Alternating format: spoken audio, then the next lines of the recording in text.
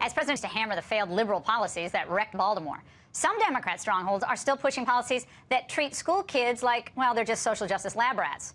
Just yesterday, New York City officials approved a new, get this, culturally responsive education policy that requires schools to stop the practices that lead to predictable outcomes of success or failure for historically marginalized students, despite the fact that most NYC students aren't proficient in reading or math.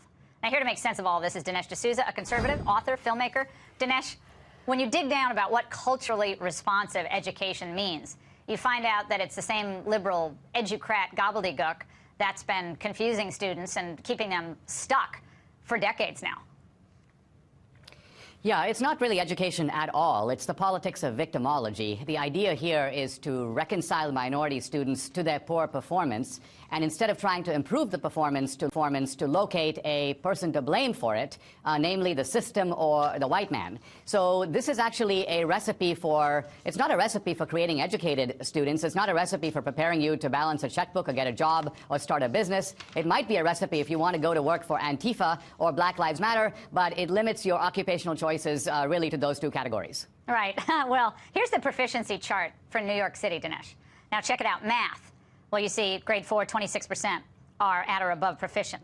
Grade 8 goes up to a whopping 27%. Reading, 26. Grade 8, 27. Science, wow. Grade 4, only 18% of proficient or above. Grade 8, 13%. Yet, I just want to keep going back to culturally responsive, because this reminds me of, you know, back in our alma mater in the 80s. This concept started trickling in back then. This is what it says. It said that the one-page definition of culturally responsive says students' varied perspectives, whether tied to nationality, religion, race, or other backgrounds, should be seen as essential assets.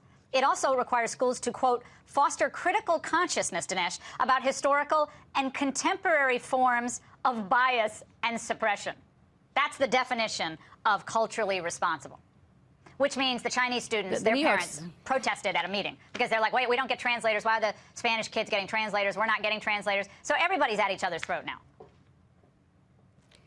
Yeah, this is, you know, the New York public schools are among the most diverse in the world. You don't have to teach the kids about diversity. They are diverse. This would be like having a program to teach me about being Indian. You don't need to do that. The broader meaning of this, I think, is quite startling. You know, Trump attacked these Democratic Party-run cities as being crime-infested, drug-infested, rat-infested, but I think he, in a way, understated the case. If I were a poor kid in a slum, I would rather choose to be in a slum in Mumbai or in one of the favelas in Brazil than in Baltimore or New York City. Now, why is that? Because even in Mumbai, I get a good education. I have a strong, intact family. If you transplant me out of poverty and put me into a place where I have opportunity, I can thrive. The problem for the poor kids in Baltimore and New York is they're not even being prepared with the basic skills for life. So even if opportunity comes their way, they don't know what to do with it. They don't have the ability to perform at the jobs that they're not being educated for. So this is a real disaster in the making. Oh, so we're teaching them to be professional agitators or community activists or protesters or members of whatever, you know, group happens to be vogue at the moment. But we're not really giving them the skills in science or math or writing that would actually make them more productive and probably make more money in society. Dinesh, by the way, the president got a lot of heat because there was a tweet he sent out about Elijah Cummings, the robbery of his home. Really bad news, he said, in Baltimore, house of Cummings was robbed. Too bad. Today he said that, well, that wasn't a wisecrack. He said I just basically reported what was in the news. So the media hopped on that and pestered him about that at his helicopter spray today. And he said, I was just basically repeating what everyone else had said, that they're not letting this Elijah Cummings things go. Well, I think, you know, Trump's thing was taken as being a kind of snarky chuckle at Cummings' fate, but there's a broader point here, and that is that usually these politicians can pursue these policies that make life miserable for other people, make these neighborhoods extremely dangerous, but they themselves live in gated communities where they're immune from the consequences of their own policies.